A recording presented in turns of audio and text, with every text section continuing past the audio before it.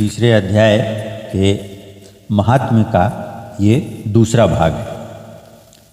पालन के समय सत्वमय शरीर धारण करने वाले विश्व के आधारभूत सर्वव्यापी श्री हरि को नमस्कार है। समस्त देहधारियों की पातक राशि को दूर करने वाले परमात्मा को प्रणाम है। जिनके ललाटवर्ती नेत्र के तनिक सा खुलने पर भी आग की लपटें निकलने लगती हैं, उन रुद्र रूपधारी आप परमेश्वर को नमस्कार है। आप संपूर्ण विश्व के गुरु आत्मा और महेश्वर हैं।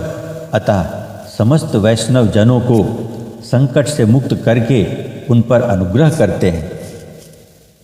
आप माया से विस्तार को प्राप्त हुए अखिल विश्व में व्याप्त होकर भी कभी माया अथवा उससे उत्पन्न होने वाले गुणों से मोहित नहीं होते। माया तथा माया जनित गुणों के बीच में स्थित होने पर भी आप पर उनमें से किसी का प्रभाव नहीं पड़ता। आपकी महिमा का अंत नहीं है, क्योंकि आप असीम हैं। फिर आप वाणी के विषय कैसे हो सकते हैं? अतः मेरा मौन रहना ही उचित है। इस प्रकार स्तुति करके यमराज ने हाथ जोड़कर कहा, जगतगुरु, आपके आदेश से इन जीवों को गुण रहित होने पर भी मैंने छोड़ दिया है। अब मेरे योग्य और जो कार्य हो उसे बताइए। उनके यों कहने पर भगवान मधुसूदन मेघ के समान गंभीर वाणी द्वारा मानो अमृत रस से सींचते हुए बोले, धर्मराज, तुम सबके प्रति समान भाव रखते हो, लोगों का पाप से उद्धार कर रहे हो। तुम पर देहधारियों का भार रखकर मैं निश्चिंत हूँ। अतः तुम अपना काम करो और अपने लोक को लौट जाओ। यूँ कहकर भगवान अंतर्धान हो गए। यमराज भी अपनी पुरी को लौट आए। तब वह ब्राह्मण अपनी जाति के और समस्त नार की जीवों का नरक से उद्धार करके स्वयं भी श्रेष्ठ विमान द्वारा श्री विष्णु धाम को चला गया। समाप्त हो गया। तीसरा अध्याय का आरंभ करेंगे। इस पर अर्जुन ने प्रश्न किया कि हे जनार्दन, यदि कर्मों की अपेक्षा ज्ञान आपके श्रेष्ठ मान्य है, तो फिर हे केशव, मुझे भयंकर कर्म में क्यों लगाते हैं तथा आप मिले हुए से वचन से मेरी बुद्धि को मोहित सी करते हैं। इसलिए उस एक बात को निश्चय करके कहिए कि जिसमें मैं कल्याण को प्राप्त हो जाऊं। इस प्रकार अर्जुन के पूछने पर भगवान श्री कृष्ण महाराज बोले, हे निष्पाप अर्जुन, इस लोक में दो प्रकार की निष्ठा मेरे द्वारा पहले कही गई है, ज्ञानियों की ज्ञान योग से और योगियों की निष्काम कर्म योग से। परंतु किसी भी मार्ग के अनुसार कर्मों को स्वरूप से त्यागने की आवश्यकता नहीं है, क्योंकि मनुष्य न तो कर्मों के न करने से निष्कर्मता को प्राप्त होता है और न कर्मों को त्यागने मात्र से भगवत साक्षात्कार रूप सिद्धि को प्राप्त होता है। तथा सर्वदा कर्मों का स्वरूप से त्याग हो भी नहीं सकता, क्योंकि कोई भी पुरुष किसी काल में क्षण मात्र भी बिना कर्म किए नहीं रहता है।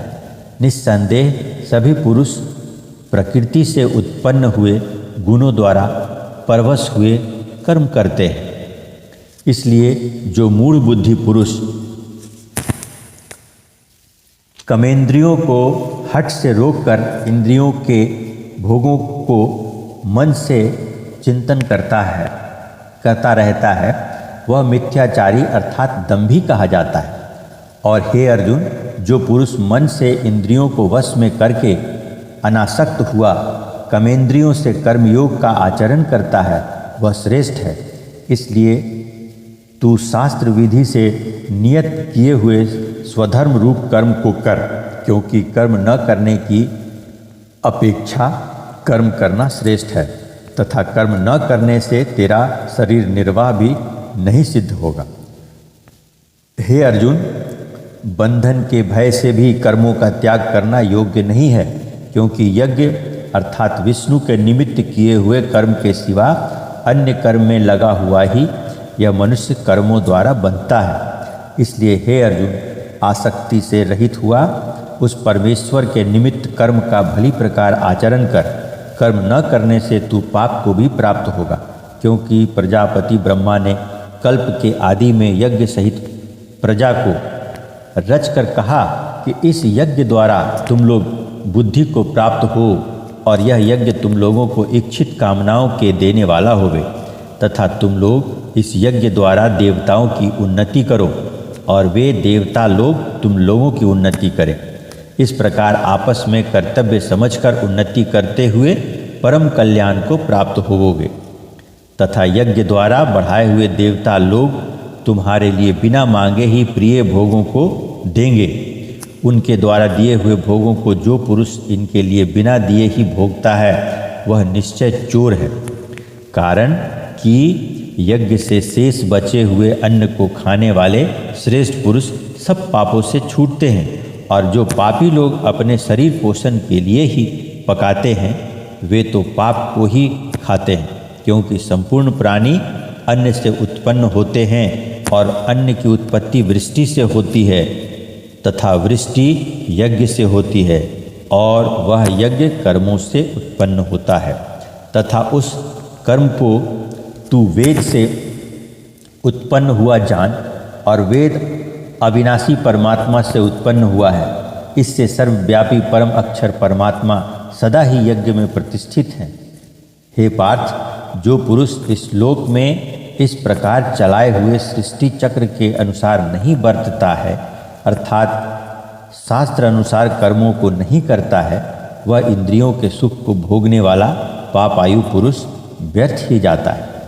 परंतु जो मनुष्य आत्मा ही में प्रीति वाला और आत्मा ही में तृप्त तथा आत्मा ही में संतुष्ट होवे, उसके लिए कोई कर्तव्य नहीं है, क्योंकि इस संसार में उस पुरुष का किए जाने से भी कोई प्रयोजन नहीं है और न किए जाने से भी कोई प्रयोजन नहीं है, तथा इसका संपूर्ण भूतों में कुछ भी स्वार्थ का संबंध नहीं है। जो भी उसके द्वारा केवल लोक हितार्थ कर्म किए जाते हैं, इससे तू अनासक्त हुआ निरंतर कर्तव्य कर्म का अच्छी प्रकार आचरण कर, क्योंकि अनासक्त पुरुष कर्म करता हुआ परमात्मा को प्राप्त होता है। इस प्रकार जनकादि ज्ञानी जन भी आसक्ति रहित कर्म द्वारा ही परम सिद्धि को प्राप्त हुए हैं। इसलिए तथा लोक संग्रह को देखता हुआ भी तू कर्म करने को के ही योग्य है, क्योंकि श्रेष्ठ पुरुष जो जो आचरण करता है अन्य पुरुष भी उसके ही अनुसार बरतते हैं। वह पुरुष जो कुछ प्रमाण कर देता है लोग भी उसी के अनुसार बरतते हैं। इसलिए हे अर्जुन, यद्यपि मुझे तीनों लोकों में कुछ भी कर्तव्य नहीं है तथा किंचित भी प्राप्त होने योग्य वस्तु अप्राप्त नहीं है, तो भी मैं कर्म में ही बरतता हूँ, क्योंकि यदि मैं सावधान हुआ कदाचित कर्म में न बरतूं तो हे अर्जुन, सब प्रकार से मनुष्य मेरे बर्ताव के अनुसार बरतते हैं, अर्थात बरतने लग जाएं, तथा यदि मैं कर्म न करूं तो यह सब लोग भ्रष्ट हो जाएं और मैं वर्ण संकर का करने वाला हूँ तथा इस सारी प्रजा को हनन करूं, अर्थात मारने वाला बनूं। इसलिए हे भारत, कर्म में आसक्त हुए अज्ञानी जन जैसे कर्म करते हैं वैसे ही अनासक्त हुआ विद्वान भी लोक शिक्षा को चाहता हुआ कर्म करे। ज्ञानी पुरुष को चाहिए कि कर्मों में आसक्ति वाले अज्ञानियों की बुद्धि में भ्रम अर्थात कर्मों में अश्रद्धा उत्पन्न न करे, किंतु स्वयं परमात्मा के स्वरूप में स्थित हुआ और सब कर्मों की अच्छी प्रकार करता हुआ उनसे भी वैसे ही करावे। हे अर्जुन, वास्तव में संपूर्ण कर्म प्रकृति के गुणों द्वारा किए हुए हैं। जो भी अहंकार से मोहित हुए अंतःकरण वाला पुरुष मैं करता हूँ ऐसे मान लेता है, परंतु हे महाबाहो, गुण विभाग और कर्म विभाग के तत्व को जानने वाला ज्ञानी पुरुष संपूर्ण गुणों में बरतते हैं ऐसे मानकर नहीं आसक्त होता है, और प्रकृति के गुणों से मोहित हुए पुरुष गुण और कर्मों में आसक्त होते हैं। उन अच्छी प्रकार